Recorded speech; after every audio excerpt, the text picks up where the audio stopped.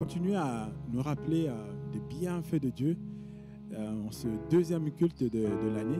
Je ne sais pas vous, quels sont les attributs, sur quoi vous pouvez vous appuyer tout au long de 2025. Mais on veut se rappeler que Dieu est bon. On veut se rappeler aussi que Dieu est fidèle. Et c'est ce que nous voulons chanter encore aujourd'hui. On vous invite à vous lever, à chanter avec nous. Dieu est bon. Et puis les enfants, comme souvent pour les gestes, on a pris ce chant exprès pour vous. C'est un chant que vous connaissez très bien.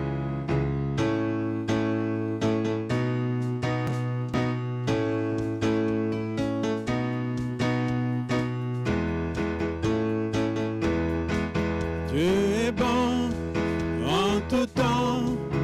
Il a mis ce chant de louange en moi. Dieu est bon en tout temps. À travers la nuit, sa lumière jaillit. Dieu est bon. Dieu est bon en tout temps. Dieu est bon. Dieu est bon en tout temps. Il a mis ce chant de louange en moi. Dieu est bon en tout temps. À travers la nuit, sa lumière jaillit. Dieu est bon. Dieu est bon en tout temps. Si tu marches dans les ténèbres et que l'ombre t'envahit, ne crains pas, il te guide et il te protégera. Il a promis d'être avec toi, jamais il ne t'abandonnera. Dieu est bon en tout temps. Il a mis ce chant de louange en moi. Dieu est bon en tout temps. À travers la nuit, sa lumière jaillit. Dieu est bon. Dieu est bon en tout temps. Nous étions si indignes, mais il est mort pour nous tous. Il nous remplit de son esprit. Maintenant nous déclarons que son amour durera jamais et ses bontés pour l'éternité. Dieu est bon en tout temps. Il a mis ce chant de louange en moi. Dieu est bon en tout temps. À travers la nuit, sa lumière jaillit. Dieu est bon. Dieu est bon en tout temps.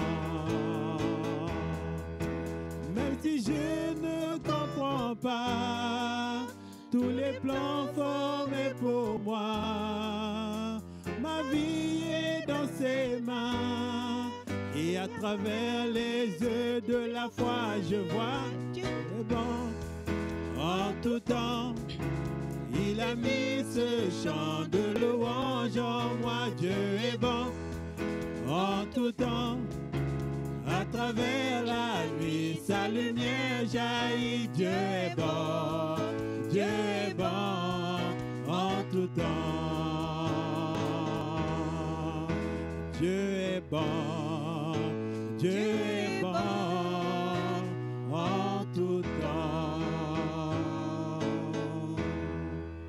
Oui, nous sommes appelés à louer ce Dieu bon et des quatre coins de la terre.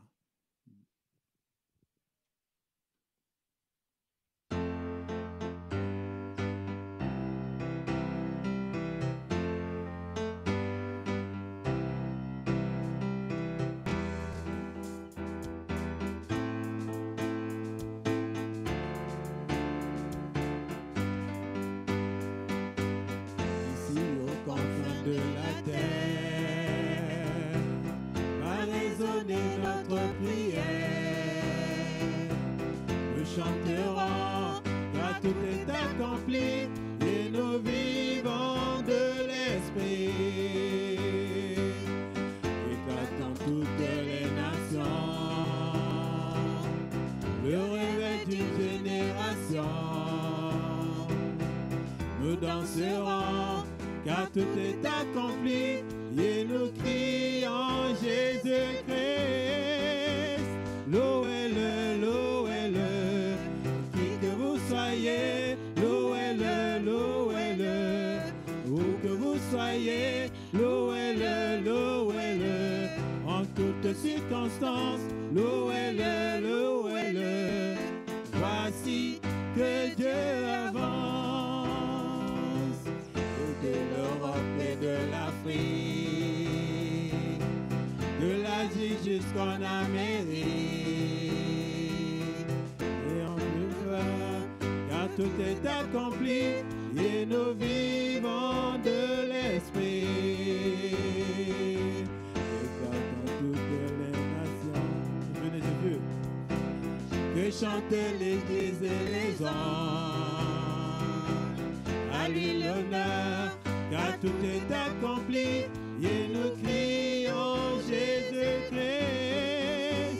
Louez-le, louez-le, qui que vous soyez, louez-le, louez-le, où que vous soyez, louez-le, louez-le, en toutes circonstances, louez-le, louez-le. Voici que Dieu avance du nord au sud, de l'est à l'ouest, au chant de notre Père céleste. Dansons ensemble, car tout est accompli et nous vivons de l'Esprit.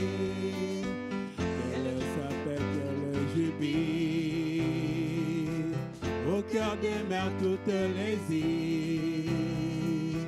Courons ensemble, car tout est accompli, et nous crions Jésus-Christ. Louez-le, louez-le, qui que vous soyez, louez-le, louez-le, où que vous soyez, louez-le, louez-le, en toutes circonstances, louez-le, louez-le. Voici que Dieu avance, chrétiens d'Orient et d'Occident, unis autour du Dieu vivant, en Jésus-Christ, car tout est accompli et nous vivons de l'Esprit. Et qu'aux quatre coins de la France s'élève un chant sur une danse pour le Messie, car tout est accompli et nous crions Jésus-Christ. Louez-le, louez-le, qui que vous soyez, louez-le, louez-le, où que vous soyez, louez-le, louez-le, en toutes circonstances, louez-le, louez-le. Voici que Dieu avance, louez-le, louez-le, qui que vous soyez, louez-le, louez-le, où que vous soyez, louez-le, louez-le, en toutes circonstances, louez-le, louez-le. Voici que Dieu avance. Amen. Louez Dieu en toutes circonstances tout au long de cette année 2025. Il y a aussi une question qu'on pourrait se poser tout au long de cette année 2025. Comment plaire à Dieu? Et ce psaume nous donne peut-être une des pistes pour plaire à Dieu. Psaume 119, versets 9 à 18. Comment le jeune homme rendra-t-il pur son sentier? En se conformant à ta parole. Je te cherche de tout mon cœur, ne me laisse pas m'égarer loin de tes commandements. Je serre ta parole dans mon cœur afin de ne pas pécher contre toi. Béni sois-tu, Éternel, enseigne-moi tes prescriptions. De mes lèvres, j'énumère toutes les sentences que tu as prononcées. J'ai autant de joie à suivre tes instructions que si je possédais tous les trésors. Je médite tes décrets, j'ai tes sentiers sous les yeux. Je fais mes délices de tes prescriptions, je n'oublie pas ta parole. Fais du bien à ton serviteur pour que je vive et que je me conforme à ta parole. Ouvre mes yeux pour que je contemple les merveilles de ta loi.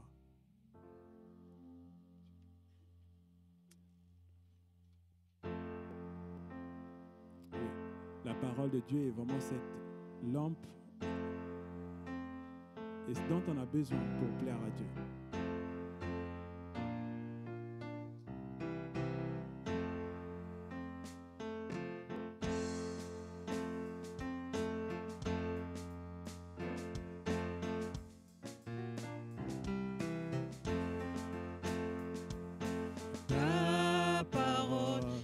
Une lampe devant mes pas, elle éclaire mon sentier. Ta parole est une lampe devant mes pas, elle éclaire mon sentier. Quand parfois je crains d'avoir perdu mon chemin, tu es toujours tout près de moi. Non, je ne crains rien, car tu me tiens par la main, tout près de moi, jusqu'à la fin. Ta parole est une lampe devant mes pas, elle éclaire mon sentier. Ta parole est une lampe devant mes pas, elle éclaire mon sentier. Je n'oublierai pas ton grand amour pour moi. Pourtant, parfois, je doute encore. Oh Jésus, guide-moi, garde-moi tout près de toi. Je veux t'aimer jusqu'à la fin. Ta parole est une lampe devant mes pas, elle éclaire mon sentier. Ta parole est une lampe devant mes pas, elle éclaire mon sentier. Ta parole est une lampe devant mes pas, elle éclaire mon sentier. Ta parole est une lampe devant mes pas, elle éclaire mon sentier. Oui, nous pouvons aussi nous appuyer sur la fidélité de Dieu tout au long de cette nouvelle année. Et peu importe que l'on tombe, mais si on fait confiance en Dieu, on peut toujours revenir à lui. Dieu ne change pas, il est fidèle.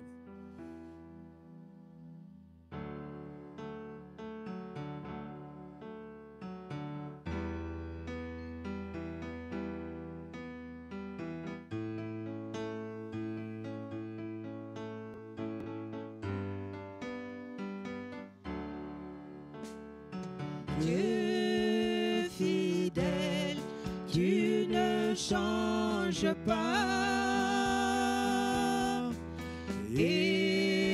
Éternel, mon rocher, ma paix. Dieu puissant, je m'appuie sur toi. Et je crie vers toi, car tu es mon Dieu. Oui, je crie vers toi, j'ai besoin de toi.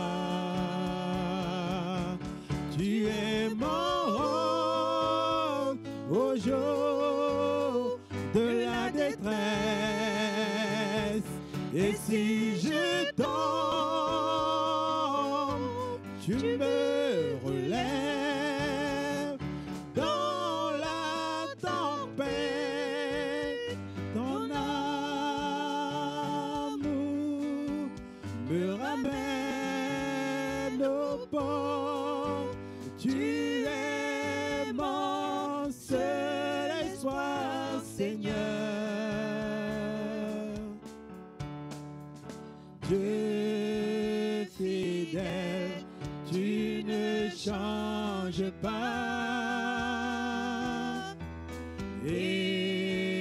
Éternel, mon rocher, ma paix, Dieu puissant, je m'appuie sur toi. Et je crie vers toi,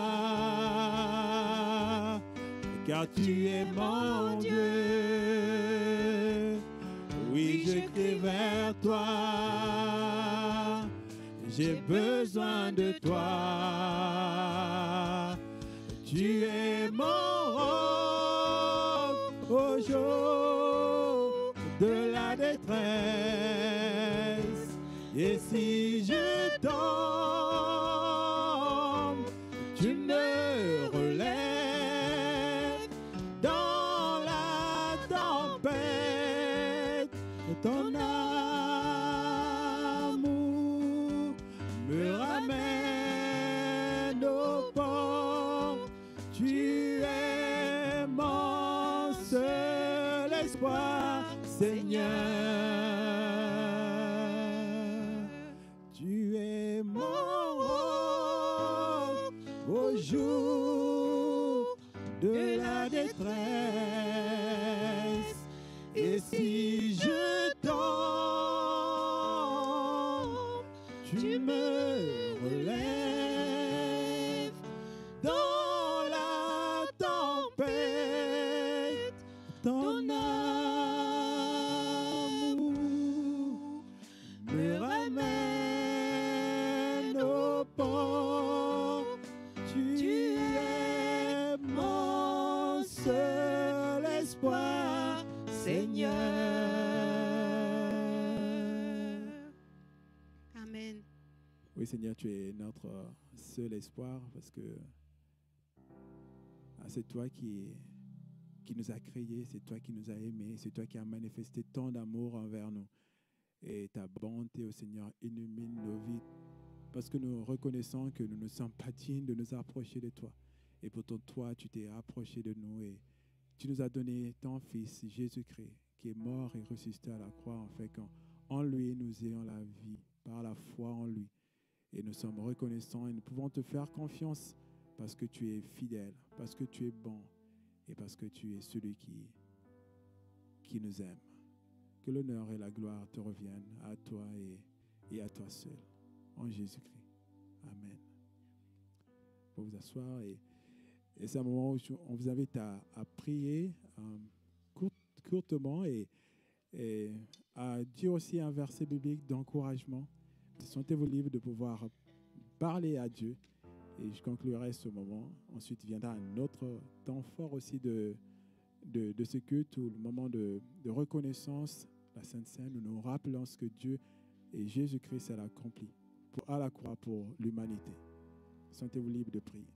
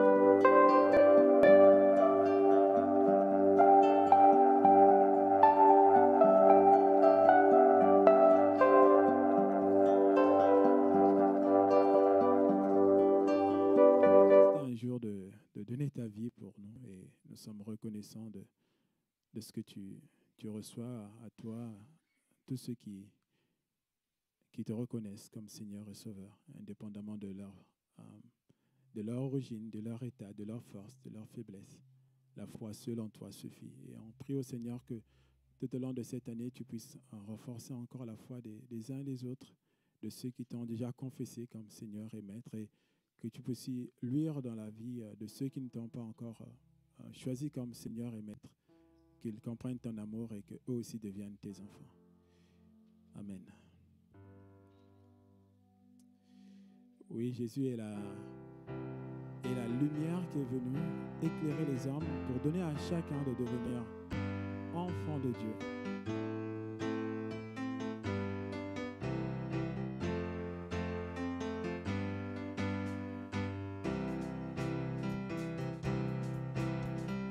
Et dans la gloire de ton ciel, tu es venu sur terre, Fils aimé du Dieu éternel, tes voies tu as ouvert, ta grâce a bouleversé le cours de notre humanité. Nous crions ensemble, victoire, Christ est la lumière du monde, que sa gloire recouvre la terre, puissance infinie qui libère, son nom est saint, il est saint, il est saint. Nous les fils et les filles du roi, entendons chaque jour un hymne de gloire et de joie, célébrant son amour. Les nations de la terre s'inclineront devant le Père, chanteront ensemble, victoire, Christ est la lumière du monde, que sa gloire recouvre la terre, puissance infinie qui libère, son nom est saint, Son nom est saint, il est saint, il est saint, son nom est saint, son nom est saint, il est saint, il est saint, son nom est son saint, nom est saint, il est saint, il est saint, Christ est la lumière du monde, et que sa gloire recouvre la terre, puissance infinie qui libère, son nom est son saint, nom est saint, il est saint, il est saint, son nom est son saint, nom est saint, il est saint, il est saint. Pour vous asseoir, Christ est la lumière qui est venue éclairer les hommes pour que tous ceux qui mettent leur confiance en lui deviennent enfants de Dieu. Et c'est ce que nous célébrons aussi par le temps de Sainte Seine, qui nous rappelle ce que Jésus-Christ a accompli à la croix. Il a donné sa vie, son corps a été meurtri, il a souffert l'humiliation, il a souffert la douleur, la souffrance, alors qu'il était innocent. Et tout ça, il a accompli pour que tous ceux qui mettent leur confiance en lui deviennent enfants de Dieu et la vie éternelle. Ils aient le pardon des péchés. Et c'est ce que nous voulons célébrer encore aujourd'hui, la Sainte Seine. Et je lis le texte qui nous vient de l'apôtre Paul qui nous dit « En effet, j'ai reçu du Seigneur ce que je vous ai transmis. Le Seigneur Jésus, la nuit où il a été arrêté, a pris du pain. Après avoir remercié Dieu, il a rompu et a dit « Prenez, mangez, ceci est mon corps qui est rompu pour vous. Faites ceci en souvenir de moi. » De même, après le repas, il a pris la coupe et a dit « Cette coupe est la nouvelle alliance en mon sang. Faites ceci en souvenir de moi toutes les fois que vous en boirez. En effet, toutes les fois que vous mangez de ce pain et que vous buvez cette coupe, vous annoncez la mort du Seigneur jusqu'à ce qu'il vienne. Oui, Seigneur Jésus, ta parole est certaine. La foi en toi suffit pour devenir enfant de Dieu. Oui, Seigneur Jésus, ta parole est certaine. Tu reviendras un jour chercher tous ceux qui ont mis leur confiance en toi. Les vivants comme les morts, ils ont la vie éternelle en toi. Et nous te rendons gloire, nous te remercions pour ce que tu as accompli. Oui, le diable nous rappelle que nous sommes faibles, que nous tombons, certes, mais nous nous rappelons d'une chose. Christ est vivant, Christ est mort, il est ressuscité et nous donne la victoire avec lui par la foi. Et c'est en toi que nous mettons notre confiance. Reçois l'honneur et la gloire. Toi, Dieu le Fils, toi notre Sauveur et toi qui règnes pour l'éternité. Honneur et gloire te reviennent. Amen.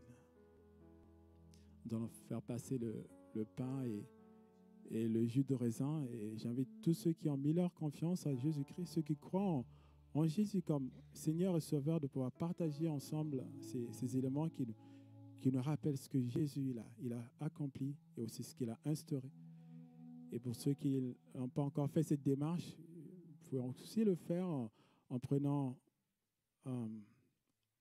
contact avec les responsables de l'Église pour échanger sur ce qu'est le baptême, ce qu'est la foi en Jésus-Christ.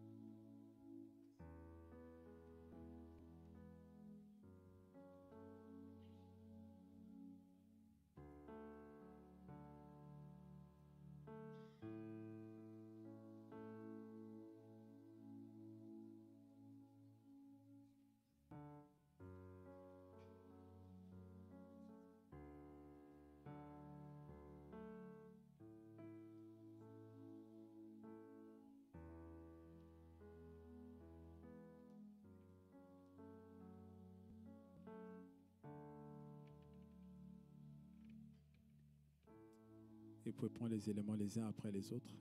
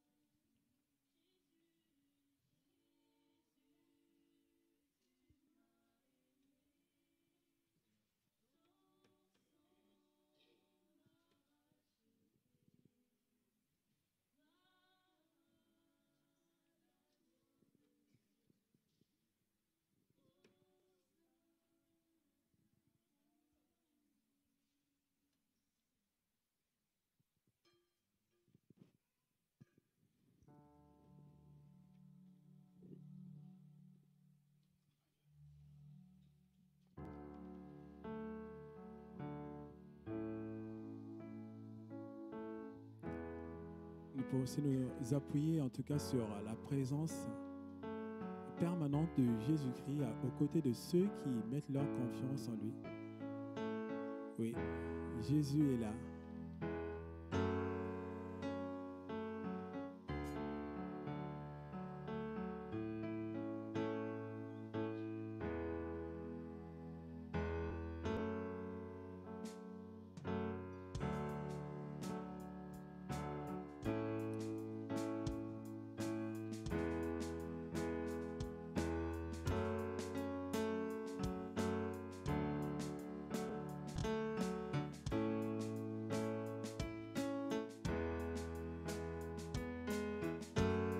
Tu traces la voie, mon Dieu, voilà qui tu es. Tu es Dieu fidèle, auteur de miracles, Dieu de lumière. Tu traces la voie, mon Dieu, voilà qui tu es. Voilà qui tu es. Voilà qui tu es. Voilà qui tu es. Voilà qui tu es. Voilà qui tu es.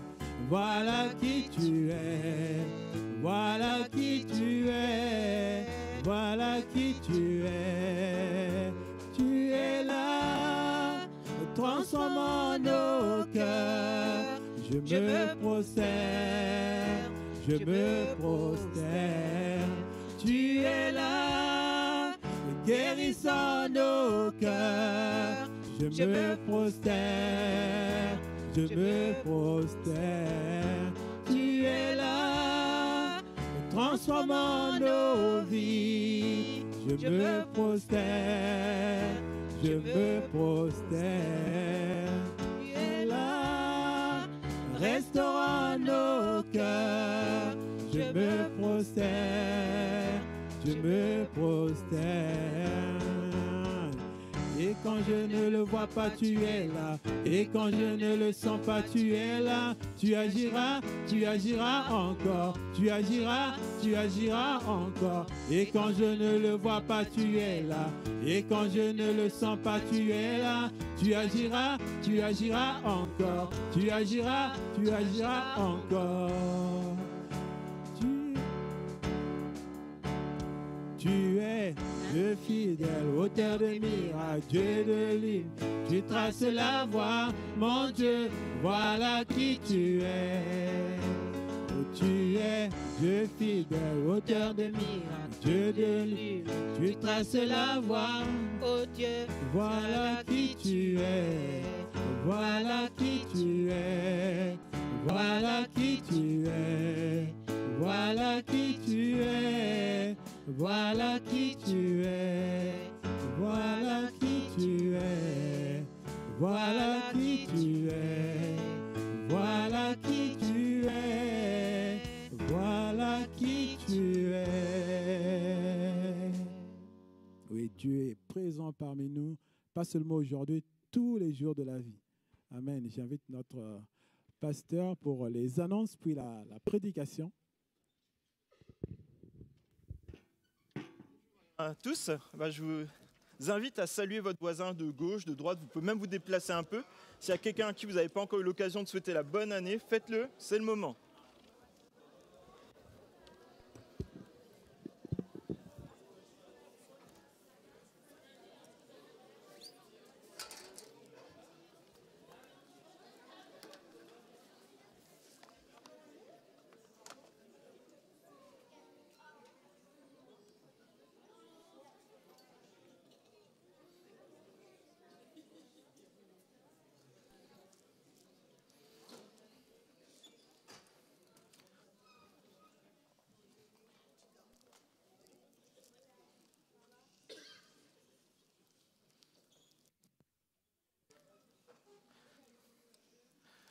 Bonjour à chacun et chacune. C'est vraiment une joie de pouvoir aussi se retrouver pour adorer Dieu, apprendre à le connaître, mais aussi vivre ensemble notre foi. Et c'est vraiment ce pourquoi on se réunit semaine après semaine. Donc voilà, c'est dans la joie.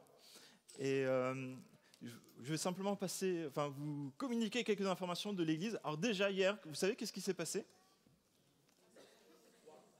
Il faisait froid. Il y avait le groupe Passerelle, les femmes qui se sont réunies le matin, mais aussi l'événement quand même, première de l'année. Le groupe d'hommes, oui. Du coup, on s'est dit, on va quand même immortaliser ça. Ah, j'ai l'impression que... Ah, voilà. Donc, le groupe d'hommes s'est réuni et on a voulu prouver qu'on a mangé de manière diététique. Donc, il y a une salade au milieu, si vous ne l'avez pas vu.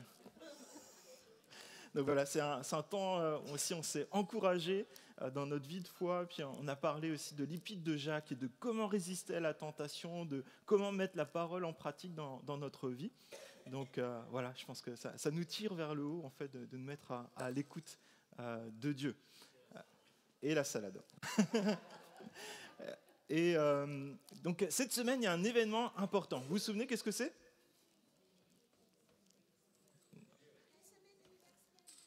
La semaine universelle de prière. Donc c'est un temps... merci beaucoup Henriette, merci, j'ai une personne avec moi. La semaine universelle de prière, en fait, ça se déroule dans plusieurs pays européens. Et en fait, les chrétiens des églises, en fait, prient ensemble. Et donc, cette semaine, vous recevrez dans le mail de la semaine un petit livret qui donne un sujet de prière avec une petite méditation, des encouragements pour prier chaque jour de la semaine. Mais, cerise sur le gâteau, vendredi, on se réunit tous ici, avec les églises du sud du département, donc avec Lemay, Nemours, Fontainebleau, Donne-Marie, puis peut-être encore d'autres qui voudraient venir. Mais voilà, c'est un temps fort à vivre ensemble. Donc je vous invite vraiment à le noter dans votre agenda. Si vous sortez votre téléphone maintenant et que vous le notez, je le prendrai pas mal. Et c'est nous qui accueillons, donc voilà, merci Seigneur. Et je pense qu'il y a beaucoup de bénédictions dans le Nouveau Testament et dans l'Ancien Testament d'ailleurs sur l'hospitalité. Donc on va les recevoir, nos frères et sœurs des autres églises, vraiment avec amour, avec joie et aussi fraternellement. Et pour leur montrer toute notre fraternité, on va prévoir un bon gâteau et un bon café et une bonne tisane. Donc ce qu'on propose, c'est que chacun puisse ramener un gâteau à partager avec nos frères et sœurs des autres églises. Donc, amen. Donc, c'est biblique. Hein. Donc, vendredi 17, donc ce vendredi à 20h, ici même, pour un temps louange et prière. Voilà. Donc, venez nombreux. Ça va être un temps fort, je pense, pour notre année. C'est quelque chose qu'on fait qu'une fois par an, en fait, d'avoir ce temps avec les autres églises. Donc, voilà, on veut vraiment en profiter, parce que je pense aussi une façon de voir qu'on n'est pas seul. C'est passé vite. Lola, je t'invite aussi à t'approcher si tu veux bien. Donc, cette semaine, en fait, il y aura aussi le groupe des collégiens, donc les pré-ados, et le groupe de jeunes. Et les deux rencontres seront simultanément à 18h ici dans les locaux. Donc, les parents, on veut vraiment vous encourager à bien démarrer aussi cette année avec nos jeunes, parce qu'en fait, aussi des temps où ils apprennent à connaître Christ, apprennent aussi à vivre leur foi à leur âge. Et donc voilà, si jamais il y a besoin de covoiturage ou autre, vous pouvez aller voir Lola et elle pourra vous présenter d'autres parents aussi. Donc Lola, hop. C'est le micro 1. Bonjour tout le monde, donc effectivement semaine prochaine, donc réunion de groupes de jeunes et aussi quelque chose de bien spécial pour le week-end de Pâques. Donc, qui aura lieu le 18 au 21 avril. On aimerait, avec les responsables, encourager les jeunes qui sont dans la tranche d'âge entre 15 et 25 ans à venir avec nous. Donc, en fait, ce qui va se passer pendant ce week-end-là, donc c'est comme vous l'avez vu sur le thème vivant, de l'ombre à la lumière, c'est un grand rassemblement avec des centaines de jeunes qui viennent de toute la France, de Suisse, de Belgique également. Et pendant ces moments-là, il y aura des temps de plénière, donc avec des thèmes bien spécifiques pour encourager les jeunes dans leur foi, à devenir de vrais disciples aussi du Seigneur. Il y aura aussi des ateliers. Alors, dans la salle, ils sont nombreux à y avoir déjà participé, donc 2 années de suite. Et à chaque fois, chacun est revenu vraiment encouragé, fortifié dans la foi. Il y a des décisions qui ont été prises, il y a des baptêmes qui ont suivi. Donc voilà, j'encourage vraiment les jeunes, encore une fois, à pouvoir s'inscrire. Donc le tarif réduit, c'est jusqu'au 29 janvier. Donc c'est un petit peu short là, mais il faudrait qu'on puisse s'organiser pour s'inscrire. Et donc ce serait un tarif de 174 €. Si jamais il devait y avoir des difficultés financières par rapport à ça, on veut vraiment que personne ne soit freiné par cela. Donc n'hésitez pas aussi à nous en faire part pour qu'on puisse voir comment on pourrait s'organiser et vous aider par rapport à ça. Donc, les parents qui ont des jeunes, même qui ont 14 ans, mais qui auront 15 ans d'ici avril, vous pouvez aussi les inscrire. Dans l'année. Dans l'année. Ah, ok, ça, c'est cool. Donc, dans l'année, donc c'est encore mieux. N'hésitez pas à les encourager. Et voilà, comme ça, on pourrait y aller tous ensemble. Et aussi, ce qui serait vraiment chouette, c'est si on est vraiment nombreux, peut-être même qu'on pourrait voir pour affréter un bus à partir d'ici. Et ce serait trop cool. On verrait avec d'autres églises.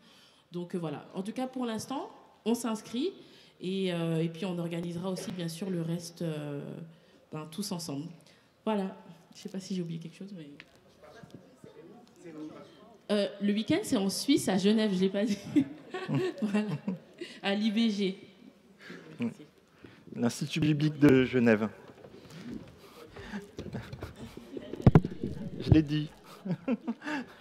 Donc voilà, c'est un temps fort. En tout cas, je pense parfois, comme Lola l'a dit, en fait, parfois on a besoin de vivre un peu des temps comme celui-ci pour se mettre un peu à l'écart et puis aussi de pouvoir prendre des décisions pour Dieu. Et on encourage vraiment les parents à encourager leurs jeunes à pouvoir vivre ce temps fort.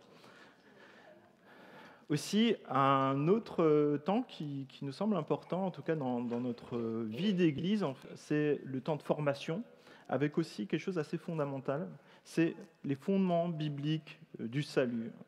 C'est d'avoir une assise, non pas juste du sentiment, ce qu'on pourrait avoir compris du salut, mais qu'est-ce que la Bible en dit et répondre à des questions de comment est-ce que Jésus nous a donné le salut, est-ce qu'on peut perdre le salut ou pas, comment on fait pour le recevoir, à la fois pour nous, pour qu'on puisse être encouragés et assis dans notre foi sur des fondements bibliques, mais aussi qu'on puisse le communiquer autour de nous, parce que ceci est une des choses que Dieu nous a confiées pour nos familles, pour nos enfants, pour nos voisins, pour nos collègues. Et vraiment, on vous encourage à vous inscrire, parce qu'il y aura des supports et ainsi de suite qui seront mis à disposition. Donc, il y a la table de l'accueil qui pourra prendre vos inscriptions. Et normalement, dans la semaine avant la formation, vous recevrez aussi peut-être quelques versets bibliques à lire pour être plus immergé dans la parole de Dieu pour aborder ces sujets-là. Donc, vraiment, on vous invite à vous inscrire. Donc, c'est le samedi 25 janvier à 9h. Je crois que ça... Donc voilà, je vous invite aussi en geste d'adoration à aussi pouvoir mettre une partie de notre temps, mais aussi une partie de nos finances à disposition de Dieu pour son œuvre, pour sa gloire et aussi l'avancement de son royaume. C'est pour ça que vous trouvez aussi le tronc qui se trouve ici, donc sa boîte en bois, mais aussi les informations qui se trouvent au niveau de l'équipe d'accueil ou du site internet. C'est une façon aussi de montrer notre adoration à Dieu en lui redonnant une partie de ce qu'il nous confie comme des bons gestionnaires. Aussi, si vous venez pour la première fois ou les premières fois, n'hésitez pas aussi à remplir un carton contact. Ça vous permettra semaine après semaine de recevoir les informations sur la vie de l'Église. Mais aussi, si vous le souhaitez, si vous avez des questions sur la vie chrétienne, sur la vie de l'Église, de pouvoir aussi prendre rendez-vous avec un des responsables de l'Église, normalement moi, et de pouvoir cheminer ensemble. Voilà. Et j'invite les enfants aussi à se diriger vers leur salle avec leur super moniteur, pour un temps aussi où ils se mettent à l'écoute de Dieu et où ils peuvent grandir dans leur foi. Et je vous invite aussi à ouvrir votre Bible dans le livre de Galates, chapitre 5, et verset 16, en attendant. Donc Galates, chapitre 5, verset 16.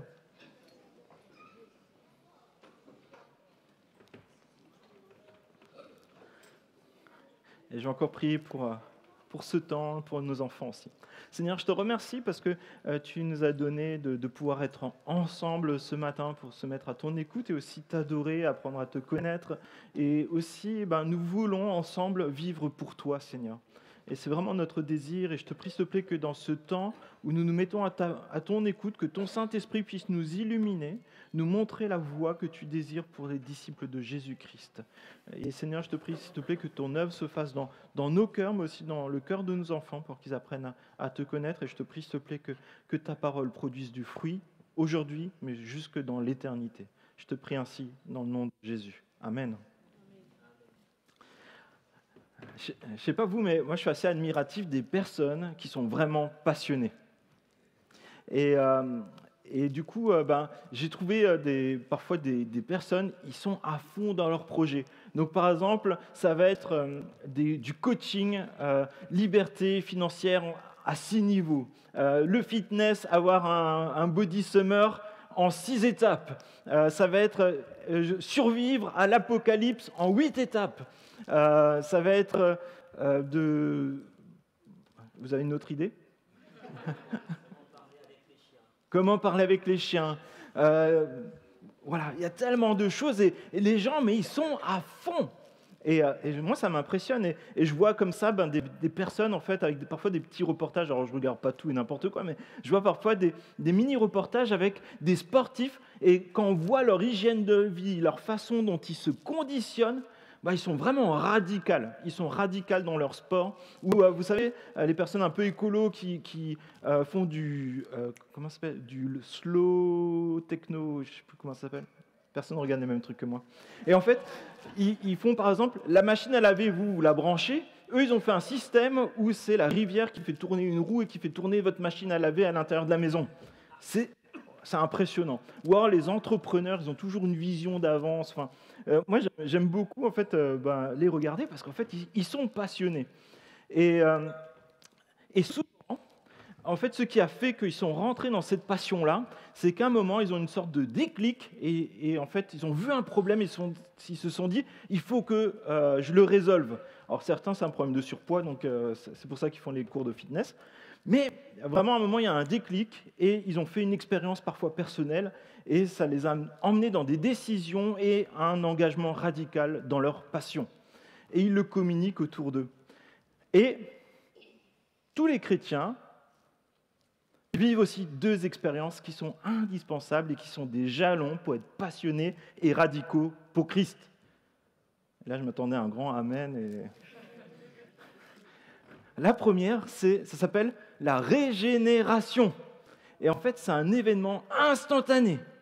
La vie nouvelle donnée par le Saint-Esprit. Et ça veut dire passer de la mort à la vie.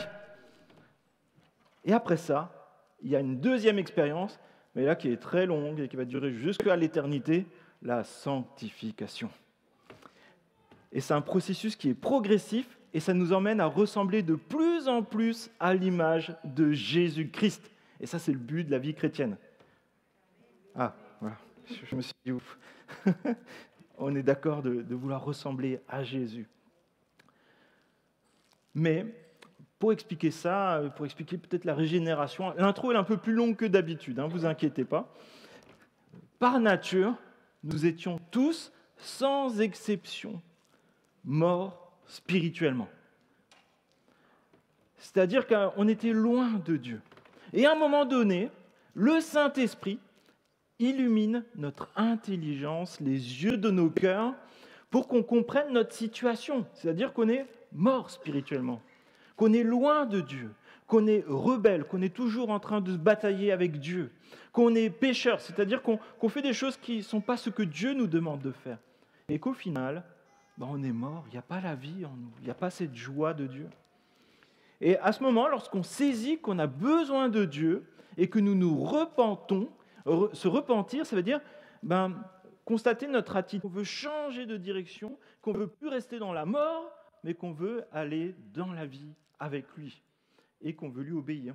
Et c'est à ce moment-là qu'il se passe quelque chose qui est vraiment miraculeux. C'est le Saint-Esprit qui génère la vie en nous. Nous étions morts et nous passons à la vie.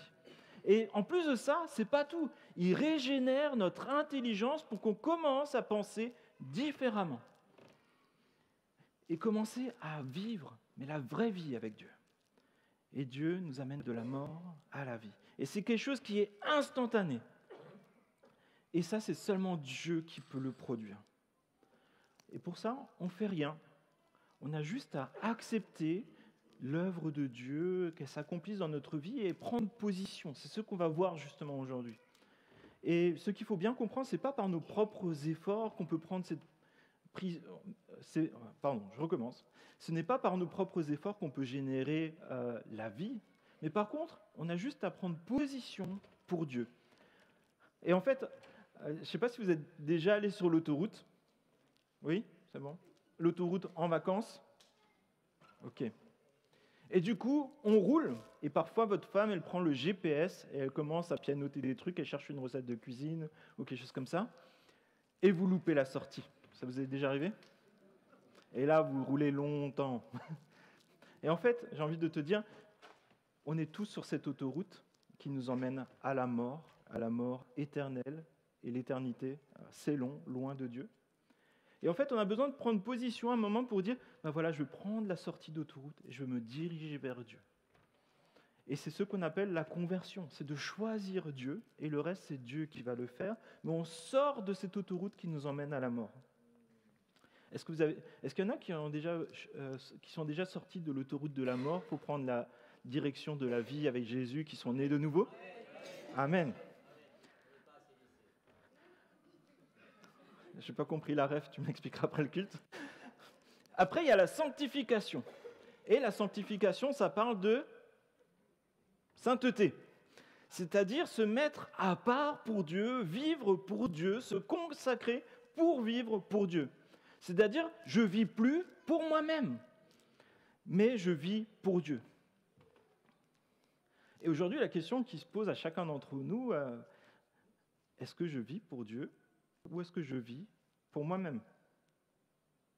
Où est-ce que tu en es? Est-ce que tu vis pour Dieu ou est-ce que tu vis pour toi? On ne peut pas dissocier la régénération de la sanctification. On ne peut pas dire que Jésus, c'est mon sauveur et ce n'est pas mon Dieu. On ne peut pas dire j'appartiens à Jésus et je ne veux pas lui ressembler. Donc la question qui se pose, c'est est-ce que Dieu est mon Dieu? Ou est-ce que ça reste moi, mon Dieu? On ne peut pas dire Jésus est mon sauveur et il n'est pas mon Seigneur, le chef de ma vie. Et honnêtement, on n'a pas envie d'aller vers la sanctification. Ça nous emmène loin de ce que nous, on a envie de faire. Et c'est ça ce qui est important à saisir, c'est qu'en fait, on ne peut pas progresser dans la sanctification si d'abord on n'a pas été régénéré, si on n'a pas vécu cette conversion, on a pris position pour Dieu. Et notre sanctification, finalement, elle va simplement démontrer qu'on a été régénéré par le Saint-Esprit et que même si ce n'est pas ce qu'on a envie, on veut faire ce que Dieu a envie que l'on fasse. Il y a quelques années de ça, alors c'était en Alsace, et on m'a invité à participer à une randonnée. On m'a donné rendez-vous sur un parking complètement isolé, en plein milieu de la forêt. Puis là, on était là, il n'y avait que des hommes. Et puis quelqu'un s'approche et fait « Bon, je vous donne le brief de notre randonnée. On va faire une 20aine de kilomètres. » Jusque-là, je me disais ça allait. Après, il nous dit « On va faire un parcours, et sur notre parcours, on va voir 5 châteaux. » Et c'est là où j'aurais dû tilter. Les châteaux, vous ne le savez peut-être pas, mais ils ne sont pas au fond des vallées. Ils sont sur les sommets. Et ce qui aurait encore dû me faire tilter, c'est que j'étais au bord d'une falaise dans les Vosges. Donc la rando, ce n'était pas la rando sur un sentier plat, vous savez, avec les petits lampadaires dans un parc. C'était en montagne. Et puis là, celui qui dirigeait, il fait « Allez les gars, go, on y va !» Et puis moi, je cherchais le chemin, vous savez, un chemin droit avec, où il y a même des tracteurs qui passent et tout. Et non. Et en fait, il fait comme ça, il écarte 2 buissons, et on passe à travers 2 buissons, et je le suis. Et là, en fait, ça montait raide comme ça, et on monte pendant 30 minutes. Il n'y avait même pas un chemin, en fait, ça ressemblait à, vous savez, un lit d'un ruisseau. Même un sanglier ne serait pas passé par là. On se tirait par les racines pour monter. Et je vous assure qu'au bout de 10 minutes, mon cœur, j'ai cru qu'il allait me lâcher, que j'allais m'évanouir. Et à ce moment-là, je me suis dit, oh, je ne suis pas prêt pour ça. Je vais mourir 20 km comme ça. Et je me suis posé la question de faire demi-tour. Et finalement, j'ai continué. Je me suis dit, je vais quand même aller voir ces châteaux, le paysage et tout ça. Puis ça s'est quand même calmé après. Mais à ce moment-là, je me suis dit, je ne suis pas prêt. Mais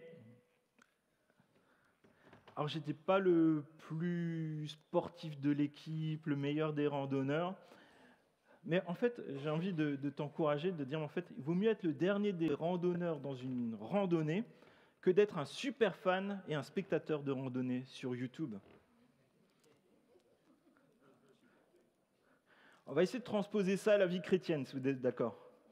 Alors, la vie chrétienne, c'est une très longue randonnée. Il y a des moments où c'est un peu plus plat et des moments où tu es accroché dans les racines. Et un chrétien, c'est forcément celui qui est dans la randonnée de la foi. C'est quelqu'un qui va marcher les yeux fixés sur Jésus et qui va dire un jour après l'autre, un pas après l'autre. Et celui qui n'appartient pas à Jésus, il n'est pas dans la randonnée de la foi chrétienne. Tu peux aimer l'idée de la randonnée chrétienne, tu peux aimer l'idée des valeurs chrétiennes, mais tu n'es pas inscrit à cette randonnée, tu es spectateur. Mais quand tu t'inscris, sache que tu ne seras jamais prêt pour ce qui t'attend. Ça peut peut-être casser des illusions, mais je le redis. Si tu t'inscris dans la randonnée chrétienne, si tu fais confiance à Jésus et que tu veux aller de l'avant avec lui, que tu veux être son disciple, tu ne seras jamais prêt. Tu ne seras jamais prêt par tes propres forces, ça sera toujours au-dessus de tes forces. Mais pourtant, c'est le seul chemin, c'est la seule randonnée qui t'emmène à la vie pour l'éternité, même si tu n'es pas prêt.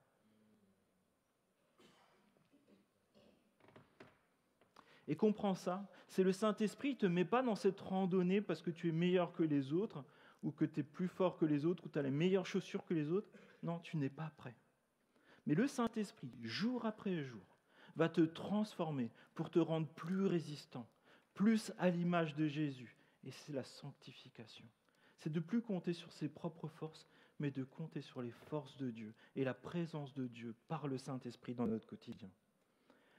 Donc les deux questions qu'on va se poser ensemble ce matin, est-ce que je suis dans la randonnée de la vie chrétienne? Ou est-ce que je suis resté spectateur? Est-ce que j'ai vécu la régénération par le Saint-Esprit? Et si tu as vécu ça, tu es dans le plan d'entraînement du Saint-Esprit, où tu vas apprendre chaque jour à marcher par l'Esprit Saint. Il y a des jours, ça sera plus facile, des jours, ça sera plus difficile. Mais si tu n'y es pas encore aujourd'hui, je t'invite vraiment à t'inscrire à cette randonnée. Dis-toi que si Dieu te dit que tu vas y arriver, il va t'emmener en haut. Même s'il doit te porter, te tirer, tu vas arriver en haut de cette colline. Alors, la question qui se pose aujourd'hui pour nous, finalement, on peut peut-être chacun avoir une idée de qu'est-ce que la vie chrétienne, mais aujourd'hui, et peut-être c'est une question importante pour 2025, c'est comment marcher par l'Esprit. Et la sanctification consiste à marcher selon la volonté de Dieu et non la nôtre. Si tu peux m'aider, Nicolas, je veux bien, pour me suivre. Et on va voir qu'est-ce que ça veut dire marcher par l'Esprit, pourquoi marcher par l'Esprit et comment marcher par l'Esprit. Et je propose qu'on lise ce texte, donc dans Galates 5, verset 16. Galates 5, verset 16. Voici donc ce que je dis. Marchez par l'Esprit et vous n'accomplirez pas les désirs de votre nature propre. En effet, la nature humaine a des désirs contraires à ceux de l'Esprit, et l'Esprit a des désirs contraires à ceux de la nature humaine. Ils sont opposés entre eux, de sorte que vous ne pouvez pas faire ce que vous voudriez. Cependant, si vous êtes conduits par l'Esprit, vous n'êtes pas sous la loi. Les œuvres de la nature humaine sont évidentes. Ce sont l'adultère, l'immoralité sexuelle, l'impureté, la débauche, l'idolâtrie, la magie, les haines, les querelles, les divisions, les sectes, l'envie, les meurtres, l'ivrognerie, les excès de table et les choses semblables. Je vous préviens, comme je l'ai déjà fait, ceux qui ont de tels comportements n'hériteront pas du royaume de Dieu. Mais le fruit de l'esprit, c'est l'amour, la joie, la paix, la patience, la bonté, la bienveillance, la foi, la douceur, la maîtrise de soi. Contre de telles attitudes, il n'y a pas de loi. Ceux qui appartiennent à Jésus-Christ ont crucifié leur nature propre avec ses passions et ses désirs. Si nous vivons par l'Esprit, laissons-nous aussi conduire par l'Esprit. Amen. Alors la question qui se pose à nous, c'est que veut dire marcher par l'Esprit ? Voici donc ce que je dis, marchez par l'Esprit, et vous n'accomplirez pas les désirs de votre nature propre. En effet, la nature humaine a des désirs contraires à ceux de l'Esprit, et l'Esprit a des désirs contraires à ceux de la nature humaine. Ils sont opposés entre eux, de sorte que vous ne pouvez pas faire ce que vous voudriez. Cependant, si vous êtes conduit par l'Esprit, vous n'êtes pas sous la loi. Marcher par l'Esprit, ça veut dire que marcher par l'Esprit, c'est ton style de vie. Tout va découler de ça. Et quand on parle de style de vie, ce n'est pas une question de mettre des vêtements à la mode, ou une façon de cuisiner, une façon d'aller à la pêche à la ligne, ou faire des bonnes actions. Hein. Non. Marcher, c'est un style de vie, et ça représente l'ensemble de tes pensées, l'ensemble de tes actions, de tes paroles, de tes habitudes, de tes décisions. Et comment tu vas investir ton temps, ton énergie et tes finances. C'est radical parce que ça part vraiment de tes pensées et de qu'est-ce qui te tient le plus à cœur. Ce n'est pas ce qui est visible, c'est tout ce qui se passe en interne pour prendre des décisions et faire des choix. Et finalement, ça va définir comment est-ce que tu bâtis ta vie, comment est-ce que tu bâtis ta vie de famille, comment tu bâtis ta vie spirituelle, comment tu vas enseigner tes enfants, comment tu vas mener ta vie professionnelle. Ça détermine tout. Et la Bible, elle regorge de passages où il est question de marcher sur une voie et qui va définir ton style de vie. Déjà, le premier psaume, psaume 1, « Heureux l'homme qui ne suit pas les conseils des méchants, qui ne s'arrête pas sur la voie des pécheurs, qui ne s'assit pas en compagnie des moqueurs, mais qui trouve son plaisir dans la loi de l'Éternel et la médite jour et nuit. » C'est tellement pratique. Déjà, parfois, il suffit de changer de banc pour ne pas s'associer aux moqueurs. Et sur ce banc, tu ouvres la parole de Dieu et tu la médites pour connaître mieux Dieu. Éphésiens 2 nous dit « Pour vous, vous étiez morts par vos fautes et par vos péchés, dans lesquels vous marchiez autrefois, selon le cours de ce monde, selon le prince de la puissance de l'air, cet esprit qui agit maintenant dans les fils de la rébellion. » Et là, ça veut dire qu'on était tous sur cette autoroute, mais à un moment, vous, nous, on a pris la décision de sortir de cette autoroute qui mène à la mort pour suivre Jésus-Christ. Corinthiens 3 nous dit cela, si tu veux bien. « Pour ma part, frères et sœurs, je n'ai pas pu vous parler comme à des personnes dirigées par l'Esprit, mais comme à des personnes dirigées par leur nature propre, comme à des petits enfants en Christ. Je vous ai donné du lait, non de la nourriture solide, car vous ne pouviez pas la supporter. D'ailleurs, même maintenant, vous ne pouvez pas, parce que vous êtes encore animés par votre nature propre. En effet, puisqu'il y a parmi vous de la jalousie, des disputes, des divisions, n'êtes-vous pas dirigés par votre nature propre? Et ne vous conduisez-vous pas d'une manière toute humaine? Ça fait que chacun d'entre nous, toutes les églises sont concernées par ces situations-là. On a besoin systématiquement de se repositionner en Christ et pas en fonction de ce que nous on veut en tant que Dieu. Et on a tous des combats qui persistent, même après des décennies de vie chrétienne, et on n'est jamais arrivé au bout. Imagine, tu trouves une valise dans la rue, il y a 1 million d'euros dedans. Ah.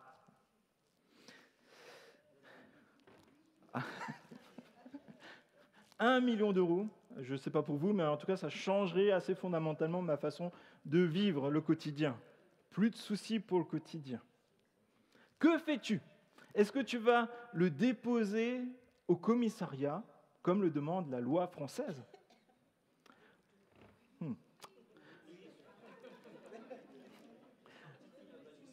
Ou es-tu tenté de spiritualiser ton péché? Dieu a vu mon besoin. Et il m'a répondu miraculeusement, ça me permettra de me consacrer à l'œuvre de Dieu, d'aider les pauvres et de financer les travaux de l'Église. Et là, je pense que la réponse qu'on donnerait si on avait le micro sur l'estrade, ça serait peut-être pas la même chose que si c'était notre cœur qui avait le micro. Et c'est là où c'est intéressant de se dire, mais c'est l'exemple de Jésus qui nous donne, celui qui est fidèle dans les petites choses sera fidèle dans les grandes, mais quelqu'un qui n'est pas fidèle dans les petites, il ne sera pas fidèle dans les grandes. Si tu es fidèle sur les choses qui sont cachées, que personne ne voit, tu pourras être fidèle sur les choses qui se voient. Mais l'inverse, ça marche moins bien. Si aujourd'hui, tu n'as pas une heure à consacrer à Dieu dans ta semaine, tu n'auras pas 24 heures le jour où tu n'auras plus besoin de travailler. C'est la question de prendre position pour Christ dans tous les détails, y compris de notre agenda, de nos finances, de nos cœurs, des situations qui sont parfois difficiles, relationnelles. Mais je pense qu'une des solutions pour prendre position selon ce que Dieu désire, c'est se poser cette question, qu'est-ce que ferait Jésus à ma place ? Est-ce que Jésus prendrait-il la même décision que moi ? Est-ce qu'il prendrait la valise ? Verset 19.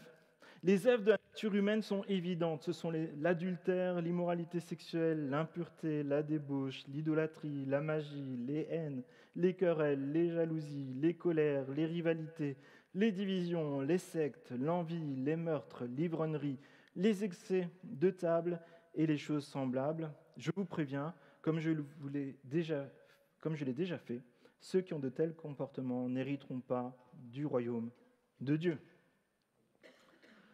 Voici ce qui ne devrait pas se trouver dans la vie d'un chrétien. Et pour t'encourager, avant qu'on aborde un peu tout ça, le Saint-Esprit va t'empêcher de persévérer dans le péché. Et en fait, Paul classe tous ces péchés finalement en 3 grandes catégories, sexuelles, spirituelles et relationnelles. Et on va être pratique. Ce n'est pas le Saint-Esprit qui va t'amener à visiter un site pornographique.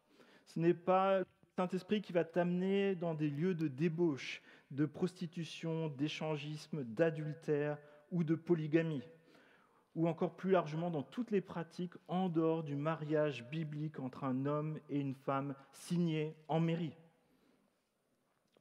Et là, certains vont me dire « Wow, Sylvain, ça ne va pas. Tu sais, moi, ma culture, moi, mon caractère, moi, ma façon de faire, tu sais, je respecte ce que tu penses, je respecte, pas de problème. Mais le plus important pour les chrétiens et notre Église est la culture biblique. Ce que dit la Bible, ce que dit la parole de Dieu. Ce n'est pas le Saint-Esprit qui va t'emmener aussi dans l'idolâtrie, vénérer des personnes, vénérer une sécurité, vénérer un loisir, à chercher à te valoriser, à trouver ta sécurité, ta valeur dans autre chose que Jésus-Christ. Amen. Je me suis dit, je commence à entendre des trucs pour me lancer dessus. Mais... On continue, ça va ? Ouais. La magie. C'est pas le Saint-Esprit qui va t'emmener voir une voyante, un marabout, un magnétiseur, faire du yoga, du reiki, de la lithothérapie, et ainsi de suite. Il y a tout ça, je pense, dans ce que veut dire Paul, mais il y a même encore d'autres choses, et peut-être plus précises encore. Le terme qui est utilisé pour la partie magie dans le grec, parce que le Nouveau Testament est écrit en grec, c'est un mot qui est un peu spécial ici, c'est pharmakia. À votre avis, ça vous fait penser à quoi ? Pharmacie. Et donc ça désigne à la fois la sorcellerie et la fabrication de potions. Et c'est là, comme à l'époque, dans le monde dans tout ce qui était des temples, le monde spirituel, il y avait l'utilisation de drogues. Et hier comme aujourd'hui, les drogues sont encore utilisées pour entrer en transe, voir le monde spirituel, être dans un état second et perturber ta conception de la réalité. Et comprends bien qu'il y a un lien fort entre l'idolâtrie, la sorcellerie, la magie, l'occultisme et la drogue. Et il y a quelques années de ça, j'avais rencontré un jeune chrétien, franchement, il était bien bâti dans sa tête. Il avait fait un bac S, je ne sais plus qu'est-ce que ça veut dire aujourd'hui, mais il avait bien réussi. Il a vécu toute sa vie dans son enfance. Et à un moment, il a pris des acides. Et il m'a dit, à ce moment-là, il s'est passé quelque chose qui a transformé mon cerveau. Et aujourd'hui, je ne réfléchis plus de la même manière qu'avant cela. Spirituellement, il a continué à être perturbé, toujours à la recherche de nouvelles expériences, quelque chose de plus. Une vie décousue entre la drogue, l'immoralité, avec un combat permanent. Et comprends bien que Dieu délivre de l'influence des démons. Si le Saint-Esprit habite en toi, il n'y a plus de place pour les démons. Mais par contre, les oppressions spirituelles peuvent continuer encore pendant des années, peut-être parfois pendant toute une vie. Des zones du cerveau peuvent être endommagées. Et Dieu peut guérir, s'il le décide, comme il peut décider de ne pas guérir et de te dire, ta grâce, ma grâce, te suffit. La délivrance est là par la présence du Saint-Esprit, mais les conséquences du péché peuvent perturber jusqu'à ce qu'on ait ce corps incorruptible que nous donnera Jésus à son retour. Et vous me dites, ouais, ça c'est des drogues dures. J'ai un ami, c'était le cannabis. On n'a pas toute la même sensibilité, même à des drogues qui sont définies parfois un peu comme légères. Il ne se souvient plus de toute son enfance. Il ne se souvient plus de tout ce qui s'est passé avant ses 20 ans. Par contre, il se souvient d'une chose qui de temps en temps le secoue, c'est qu'à un moment, il était prêt à prostituer sa sœur pour du cannabis. C'est pour ça, on continue, mais ne jouons pas avec ça. Même si peut-être dans certains lieux, ça peut être même légalisé. C'est le Saint-Esprit qui doit nous diriger, pas une drogue. Le Saint-Esprit ne va jamais t'amener à la haine, au racisme, au sexisme, aux mauvaises paroles, aux critiques ou à diviser l'Église, ni à prôner l'unité sur d'autres bases que Jésus. C'est quoi ? C'est les sectes. Le Saint-Esprit ne va pas te pousser à l'ivrognerie, à ne plus te rappeler ce que tu as fait la veille, ni aux excès de tout type. Bon, je ne parle pas des excès de nourriture, parce que nous, avec les hommes, on ne mange que de la salade. Comprenez bien que ce n'est pas une liste exhaustive, mais si on prend encore l'exemple que Jésus nous donne en Matthieu, chapitre 5, il dit à chaque fois que tu as insulté, c'est comme si tu commettais un meurtre. Le jour où tu as convoité une femme, c'est comme si tu commettais l'adultère. Vous transposez ça sur tous ces éléments. Et là, on se rappelle, ceux qui se livrent à de telles pratiques n'hériteront pas du royaume des cieux, le royaume de Dieu. Et soyons honnêtes, il y a à peu près 17 pratiques, il me semble. Aucun d'entre nous, avec les critères de Jésus, n'a 100% sur les 17. Selon les exigences de Jésus, tu commences à convoiter, t'es déjà mal. Et ça nous ramène à, sommes-nous sauvés par les œuvres, par la réussite de tout cocher, d'être à 100% partout ? Non, c'est Jésus qui a coché 100% partout. Ce n'est pas la réussite d'un examen de sainteté. Mais la clé, elle est là. Ceux qui pratiquent de telles pratiques n'hériteront pas dans les cieux. Le mot-clé, c'est la pratique. Il y a une différence entre pécher et marcher dans le péché. Il y a une différence entre persévérer dans la sanctification et persévérer dans le péché. Et la vie chrétienne, elle consiste à se repentir de notre péché. Ça veut dire demander pardon à Dieu de notre péché, se relever, demander à Dieu de ne pas y retomber, lutter contre le péché, se positionner selon ce que Dieu désire et persévérer dans la grâce et la dépendance de Dieu. Et comprenez, soit on persévère dans la grâce de Dieu et le combat contre le péché, soit on persévère dans le péché et dans la rébellion à Dieu. Et c'est là où le Saint-Esprit nous équipe par ce qu'on appelle le fruit de l'Esprit, verset 22. Mais le fruit de l'Esprit, c'est l'amour, la joie, la paix, la patience, la bonté, la bienveillance, la foi, la douceur, la maîtrise de soi. Contre de telles attitudes, il n'y a pas de loi. Et comprenez que le fruit de l'Esprit, finalement, c'est tout l'inverse du fruit de la chair. C'est-à-dire, le fruit de l'Esprit, c'est une saine dépendance à Dieu, compter sur Dieu, plus et pas sur nos propres forces. Rechercher la gloire de Dieu et non ma gloire. Recherchez la fidélité et la pureté et non la débauche et l'immoralité. Recherchez la paix, la maîtrise de soi, la douceur, l'amour, la joie, au lieu de la colère, de la calomnie, des haines et des querelles. La foi biblique consiste en la confiance en Dieu, au lieu de chercher notre confiance dans la sorcellerie, dans l'idolâtrie ou dans les fables quelconques. Et parfois, il y a des situations de notre vie où Dieu nous secoue parce qu'on se dit, face à ça, je ne peux rien faire, ça me dépasse complètement. Et c'est là qu'il se produit quelque chose de miraculeux. Alors que peut-être on est dans la détresse. Je pense à plusieurs couples dans notre église qui ont vécu des choses parfois compliquées dans les grossesses, des maladies d'enfants et autres. On est complètement désemparés. Mais il y a cette paix que Dieu dépose, que seul lui peut déposer. Et c'est seulement le Saint-Esprit qui peut le faire. Et c'est pour ça qu'on peut demander à Dieu chaque jour la force nécessaire pour aller de l'avant. Alors comment marcher par l'Esprit, versets 24 et 25 ? Ceux qui appartiennent à Jésus-Christ ont crucifié leur nature propre par ses passions et ses désirs. Si nous vivons par l'Esprit, laissons-nous aussi conduire par l'Esprit. Et ce matin, quelles sont les luttes dans tes pensées ? Quelles sont tes luttes dans tes habitudes ? Si tu n'en trouves pas, demande à ton conjoint, il pourra te faire une liste de sujets qui en vaudraient la peine. C'était une blague. Mais en fait, un chrétien, naturellement, il va avoir des luttes et des combats. Et le fait de se dire, moi je passe toujours par-dessus, c'est juste qu'on ferme les yeux. Mais peut-être la première lutte, justement, dans ce sens-là, c'est de ne pas se mentir à soi-même ou vivre dans l'hypocrisie, mais de se mettre à l'écoute de Dieu. Jésus, dans Jean au chapitre 3, je paraphrase un peu, mais il dit que le jugement de Dieu il est déjà prononcé pour ceux qui s'écartent de la lumière de Christ et qui refusent que la lumière éclaire leurs péchés, leurs actions honteuses, et ils restent dans les ténèbres. Ce matin, j'ai vraiment envie de t'encourager. Ne reste pas dans les ténèbres. Viens à la lumière. C'est peut-être douloureux sur le moment, mais c'est ça qui t'amène à la vie, à une vie vertueuse, une vie qui en vaut la peine.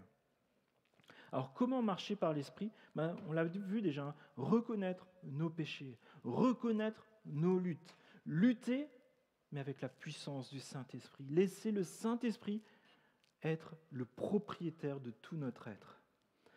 Être unis et appartenir à Christ. Ceux qui appartiennent à Jésus-Christ ont crucifié leur nature propre avec les passions et ses désirs. On ne va pas se mentir, ce n'est pas simple, parfois ça va être douloureux, mais ça implique que nous ne vivons plus pour nous-mêmes, nous ne vivons plus par nous-mêmes et nous ne vivons plus sous la dictature de la chair et des désirs qui nous éloignent de Dieu. Au moment où nous déclarons que Jésus est notre Sauveur, notre Seigneur, nous décidons que Jésus, c'est le premier, c'est le chef, c'est celui qui décide. Et j'ai envie de te dire, un des premiers endroits, vraiment factuels, où tu peux voir si c'est Jésus qui décide de ce que tu fais ou pas, ouvre ton agenda. Regarde où sont les activités que Jésus te demande de pratiquer. Est-ce qu'elles sont dans tes agendas ? Est-ce que tu mets d'abord dans ton agenda les activités qui plaisent à Dieu, ce qui est important pour ta vie spirituelle, pour la vie de la famille, pour la vie de l'Église, et après le reste, les loisirs, et ainsi de suite ? Ou est-ce que tu essaies dans ton agenda de caler des petits trucs de temps en temps ? C'est mieux que rien. Très sincèrement, Jésus va être chef de ton agenda.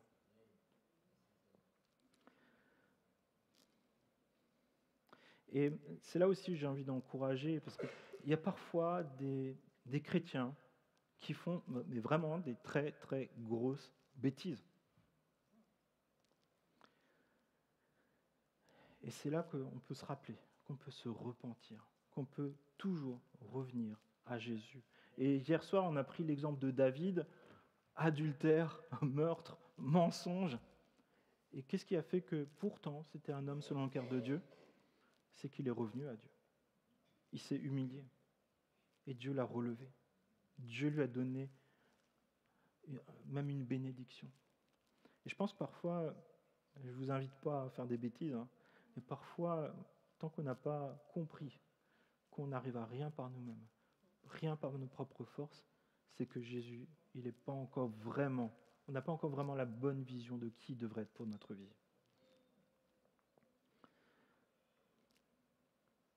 Et c'est vrai que parfois, en fait, on a l'impression que les progrès dans notre vie chrétienne, dans la sanctification, et peut-être des péchés qu'on lutte depuis des années, mais continue à garder position. Continue, lorsque tu chutes, à te relever, demander pardon. Continue à mettre de nouvelles stratégies en place pour te garder, éviter d'être dans des situations où tu commets ces péchés. Et ce qu'on a vu hier avec les hommes aussi, c'était très riche, c'est que parfois juste de vivre dans la lumière, dans la redevabilité, de pouvoir en parler avec quelqu'un, c'est quelque chose qui nous tire vers le haut.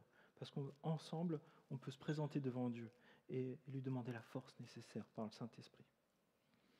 Et parfois, il y a aussi des personnes, on me dit, mais pourtant, il s'était fait baptiser. Quand on fait les préparations de baptême, on s'assure que la personne ait compris qui est Jésus, ce que Jésus a fait, comment on devrait vivre pour lui. Et qu'est-ce que c'est le baptême ? Mais on ne sait pas où en est la personne.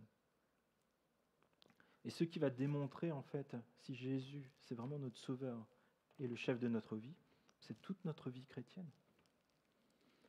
Et c'est pour ça qu'il n'est jamais trop tard, jusqu'à notre dernier souffle, pour pouvoir se remettre en question, peut-être se reconsacrer à Dieu, ou peut-être parfois simplement vivre ce qu'on a appelé la régénération, c'est-à-dire dire, voilà, Saint-Esprit, je ne veux pas que tu sois le colocataire, je veux que tu sois le propriétaire.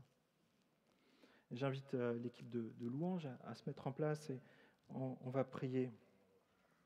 Mais vraiment, c'est un encouragement à dépendre de Dieu chaque jour, à se positionner pour ce qui est juste selon les yeux de Dieu, à mettre Dieu en premier.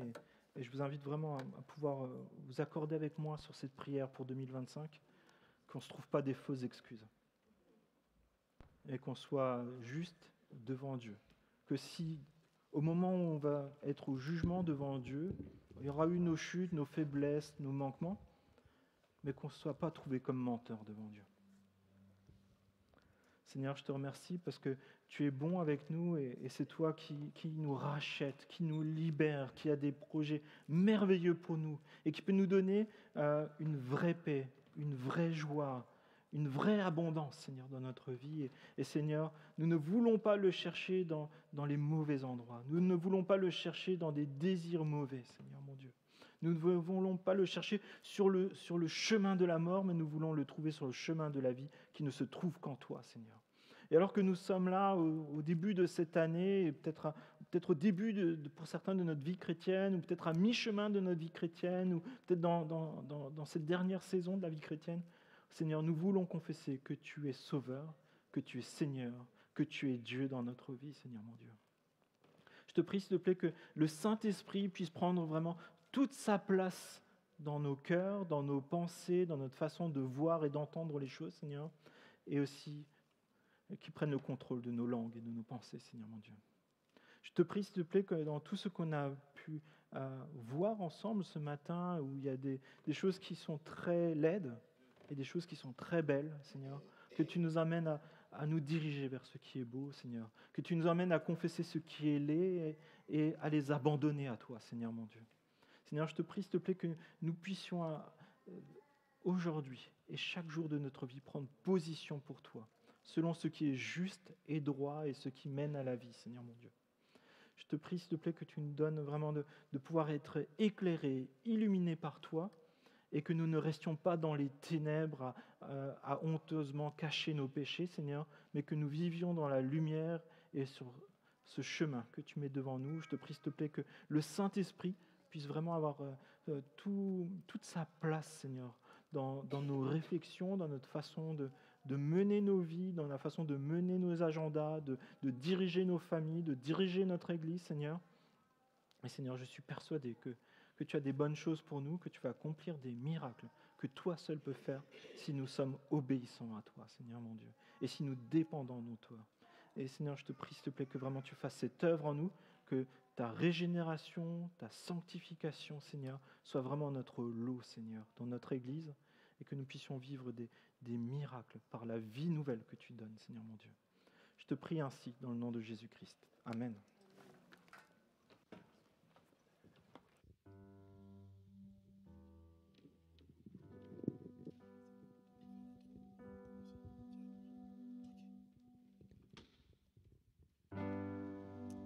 Je vous invite à vous lever, à chanter ce chant qui nous invite à bâtir notre vie sur l'amour de Christ.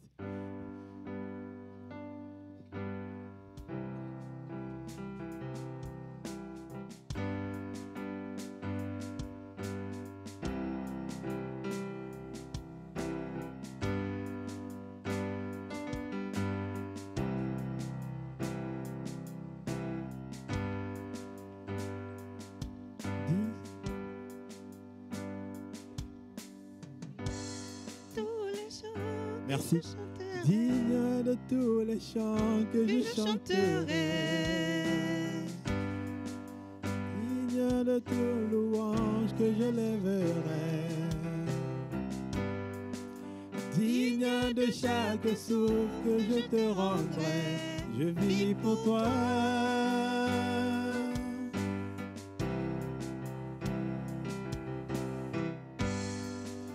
Jésus, le nom au-dessus de tous les noms.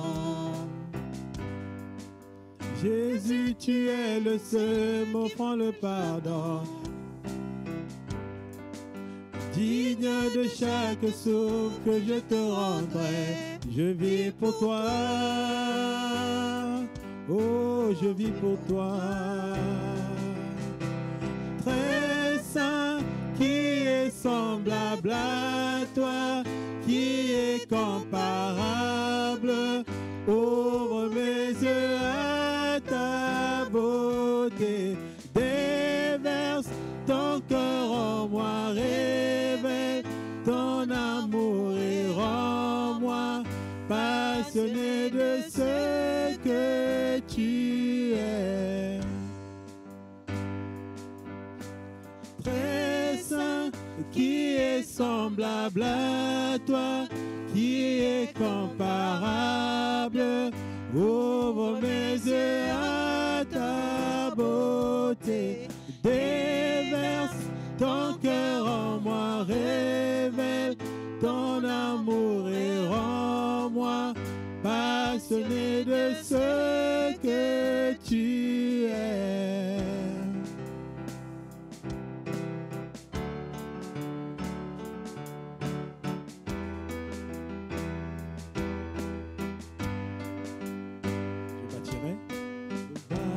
Je bâtirai ma vie sur ton amour, fondement inébranlable. J'ancrerai ma foi en ton nom. Non, je ne tremblerai pas. Je bâtirai ma vie sur ton amour, fondement inébranlable. J'ancrerai ma foi en ton nom seul. Non, je ne tremblerai pas. Très saint, qui est semblable à toi, qui est comparable. Ouvre mes yeux à ta beauté, déverse ton cœur en moi, révèle ton amour et rends-moi passionné de ce que tu es. Je bâtirai ma vie sur ton amour, fondement inébranlable. Oui, j'ancrerai ma foi En ton nom seul, non, je ne tremblerai pas. Oui, je bâtirai ma vie sur ton nom, fondement inébranlable. Oui, j'ancrerai ma foi en ton nom seul. Non, je ne tremblerai pas. Oui, bâtissons notre vie sur l'amour de Jésus-Christ. Alors nous ne tremblerons pas devant le diable. Bonne semaine et que le Seigneur soit notre rocher. Bonne semaine et bonne journée. Merci.